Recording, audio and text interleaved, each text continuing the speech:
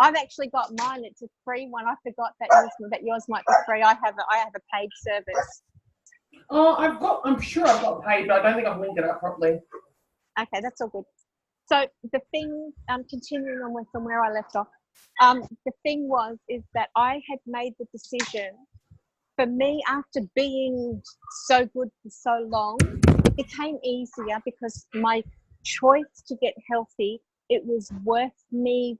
What I found was I learned to substitute different things so that I didn't feel deprived. And I made a decision that said, I'm okay with being 80% well, so that and accept that I'm 20% sick, or it's actually more like 90-10. I'll be 90%, so I'll always feel a little bit unwell, just so that I don't have the stress of trying to be 100% all the time, because that was causing me stress. That was too hard. So I settled that I would be 90-10. And I was actually okay with that. And every now and then it would still creep up because I was inconvenienced and it was a pain in the ass to have to mess around with it. And then I was in, I heard about the value of water, and my brother bought a water machine that we have in our home. And I'd already had a good water machine, and I thought, well, I did a water trial. I couldn't see any difference. And I just went, yeah, I'm not real worried about it. It's sort of, I'm not what he ended up bringing it home. But the water trial that I did versus having it straight from the machine was quite significant. And then the first week I was feeling just like normal. And then I got really sick, and I thought, and I remember having a back attack at myself, like, what's the point?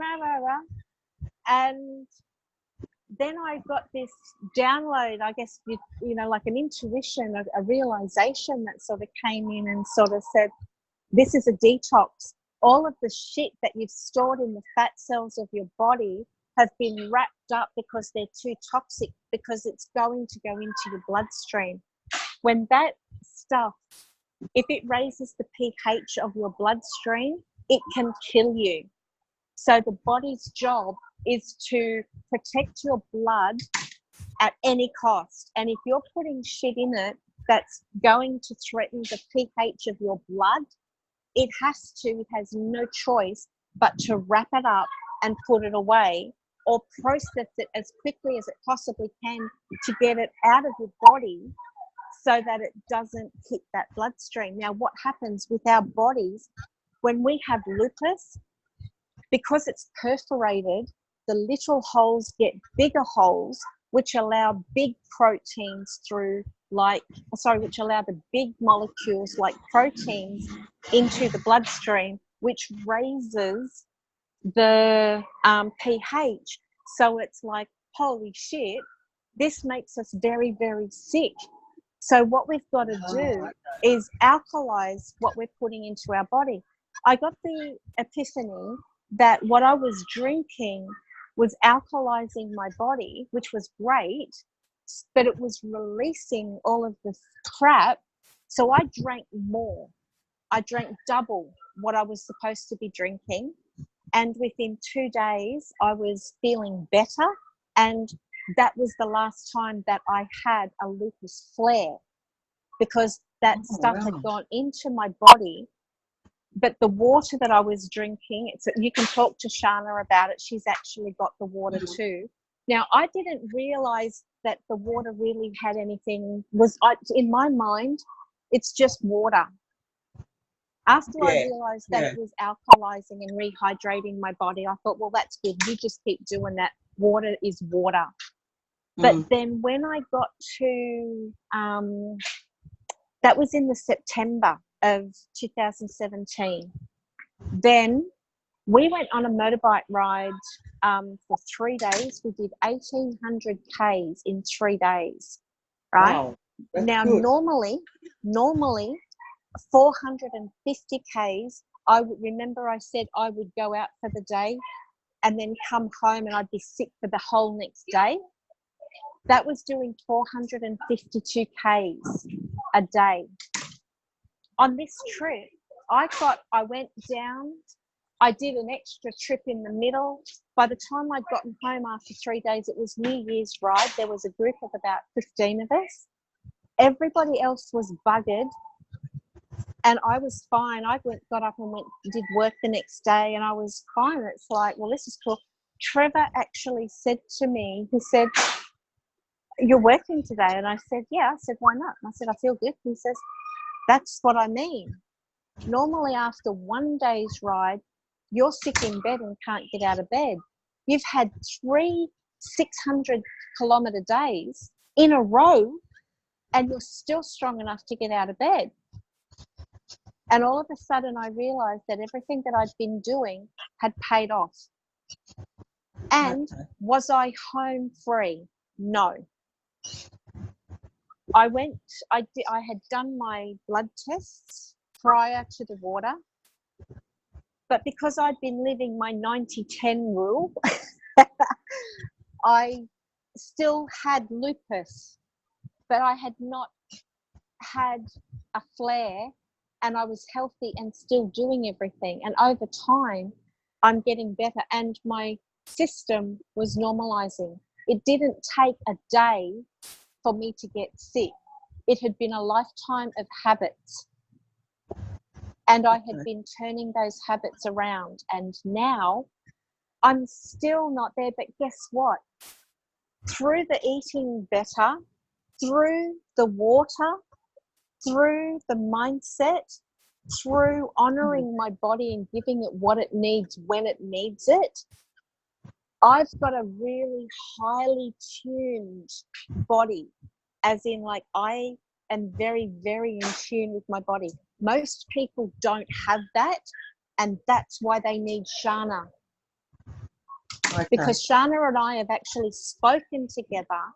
She hasn't profiled me, but she knows enough of me to know that I'm still on track because I'm honoring everything that I'm doing. Like everything that I need, I'm honoring that and giving my body that. If I need to exercise, I exercise. If I need to stretch, I'll stretch. I ride my motorbike. I swim. I can actually do more now than I've ever been able to do in the last probably 5 years, 6 years. Wow. And I'm healthier than I've ever been. Now, here's the thing. Last October, November, I've had a really rough 2018. But last October, November, I got a flu where the whole year had basically caught up with me. I've had a lot go on. And I got pleurisy and I thought, what the hell is this all about? And I almost freaked out because it's been so long. I had to remind myself not to buy into the story. And so I went back through my process of checking in what's it mean. And what it meant was that I had worked for 15 or 18 months straight without a break, almost 7 days a week. I was so excited with life, still keeping a lid on getting too excited. I was so excited that I didn't pick up on the fact that I actually need more time out. And so it was giving me time out. But here's the thing. Normally, I would have pleurisy and it would take me weeks to recover. Weeks. By listening to what I needed and giving myself what I needed. I also used the water, Shana. I can tell you how I did that later. But it saved me a hospital trip. It saved me injections to things that I know that I'm allergic to. It saved my life, and I was back on board within a week. Well, that's completely good. Rested and honouring what it is that I'm supposed to be doing. And so Yeah, can I ask you a question? Yeah. When I first got diagnosed, my daughter is like right into natural and healthy stuff, all that sort of stuff. So she went into and did some research for me, and she found out you were talking about foods, like Yeah. certain foods you can't eat and you can eat. Yeah. And you mentioned green tea. Well, Yeah. she had found with this article that you can't have turmeric and you can't have green tea. Is that I have correct? turmeric. I have turmeric and black pepper and oil, coconut oil or olive oil. I alternate Yeah. in my smoothie every morning, and I don't get sore joints. And what about the green tea? The green tea, I drink green tea. I don't drink tea often. I actually just drink the water generally. No, well, I cut out all water. I cut out all coffee and cut all out tea. Yeah. There's a lot of, like I said, there's a lot of things. I went into a state of saying I can't have this, and I got very depressed over all of the things that I can't have. So then I realised I have a choice whether I can sit in that place of victimhood and go, oh, I can't have that. Or I can say, okay, what can I have? And then say, okay, this is what I'm eating. This is my healthy food. This is that other stuff. I can sit there and lament that I can't have ice cream. But guess what? I found a beautiful almond ice cream that I'm allowed to have, and it's my treat once every month or so. Oh, wow. Okay. So I find ways that I can substitute in a healthy way that support me. So I became more proactive rather than being the victim and the heavy weighted, and it's like, oh, I'm eating these things, I don't like it, but I'm the martyr, I'll do it. So I dropped the victimhood, I dropped the martyrdom, and I became proactive, and I said, this is what I've got to do. I'm going to do it because I choose to be better. I choose not to identify as a sick person anymore. I am recovering because healthy is my natural state. Now, here's the thing. As a result of doing that, what I can actually eat has actually expanded. No, in the beginning, I couldn't have all of these things. But now my gut has healed to a point that I can have a little bit of certain things. And so then, but it's not forever, because here's the thing. This is the thing with fat people. And I used to sort of sit there in a little bit of self-righteous judgment, I think, occasionally when I used to be super fat. And I would then say about these people that go on a diet, they stop eating, but they wait till they can't wait to get to their goal weight so that they can go back to eating. They want to go in their mind, I'm just stopping for a moment till I get skinny. Yeah. And then I'm going to go back to eating the way I was. Here's a tip. Yeah. That way led to you being sick. Yeah. That way led you to being fat. That way led you to being a victim. That way led you to a place of having to waste your money. Is that the place you want to be at? So it's like, no, I know. And the thing is, our human natural defense system is designed to forget pain. We remember we had pain, but we don't remember how painful it was. Otherwise, we wouldn't have more than one child. Well, I had more than one child. That's right, because you forgot what it was like. Even if you had a cesarean, you forget what the pain was like. And we go back and do it again. But it's worth it. Oh, definitely, So it's the same thing with this. We have to remember the pain. We may not remember the exact physical pain of having pleurisy or, needles stuck in us or whatever else. We may not remember the pain in our fingers, but we can remember that we were in pain, and that has to be enough. Because if it's not enough, you will go back there unless you rewire the reasoning and your why about being healthy. Because if you really, like my daughter, or like so many people, like that woman in a wheelchair, She wanted to be healthy. But once she addressed her issue of her fear of loneliness, she got up out of that damn walking chair and she kicked her husband's ass out. Yeah. Yeah. She became a new version of herself because she was not prepared to limit her life as a result of loss of expression. She said, I'm going to learn to express in a different way, in a way that serves me, not limits me. And he can go and have her ass. Yeah. Yeah. Okay. Understand. But you've got to, the thing is, it doesn't, seriously, if you are happy where you're at, don't spend any money. But if you are seriously not happy with your at, then don't just, see, people will say, you know, oh, I'm trying, you know, oh, I'm really trying. But if this here is what they're reaching for, a person will say, oh, I'm trying. They're going through the motions, but they don't really want it. If they want it, they will say, oh, like that. I am having that. It is mine. Yeah. Nothing's getting in my way. As opposed to the person that goes, oh, look at me. I'm having a go. I want your help. They are just attention starved. Yeah. So that's you. And that's nobody else. That's not your doctor. That's not Shana. That's not anybody. That's not your niece. No, it's me. Yeah. It's you. And that's a harsh thing. And if people can get past that, that's the biggest step. But I've also had it where I've worked with people. They say they want it. They go for it. And then they get partway through and they drop off because they say, you know what, I'm really tired and I really couldn't be fucked.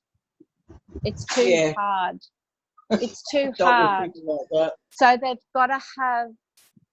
you've got to have a strategy in place for when it's too hard. Yeah. Now, my strategy, Shana's strategy, when it was too hard, this girl rang me when it was too hard. Not just once, but several times. Yeah. This is how I know my shit works, because look at that girl right there. Good. All right? Yeah. The thing is, this girl knows her stuff. She's a blessing to the world. And I can work with Shana to help develop this with her to be, because at the end of the day, it's a tailor-made system for you. But if you're the person that's just going, no, then it's really not that. Then it's really not proper. Yeah, well, I mean, the same when I had that mental breakdown, I made that decision because it was physically, emotionally, mentally. I mean, I couldn't do anything. I couldn't even walk to the letterbox unattended. I couldn't do, and then I thought to myself, am I going to let this control me for the rest of my life? Or am I going to fight? And I'm still fighting, like 8 years later. The question is your identity about the fight? No, my identity is about me. Because people's identity become about the fight, which means they have to have something that they're fighting, which means they need to keep it. I'm fighting to get me back. Yeah, all right, cool. So define what you, I do, define what you is. Chery. What, when you say Chery, you know, that didn't have something controlling my life to get my health. So what does that look like? What does that look like? Now, I don't really need to hear it. What you need to do is put that on paper. Shana doesn't even need to see it, because you have to this is basically a reinvention. Maybe that's what I need to work on, Shana, being the queen of reinvention. Yeah. Absolutely. So, but this is the thing. You have to define what it is. Cool. I was going to visit a lady. I'm going to leave you to have the conversation. I've just got someone at the door. Yep. I'm going to go to now, actually. Chery has enough. Chery's got enough right now. Yeah. Write your lists out, honey. Write down what your why is, and write down your strategy when it gets too hard, and write down who the new 2.0 version of you looks like. What does that identity look like? Okay. Yeah. Talk to you soon, Nicola. Okay. Love Thank you. Bye. See you, Shana. Love Bye. you so much. Bye.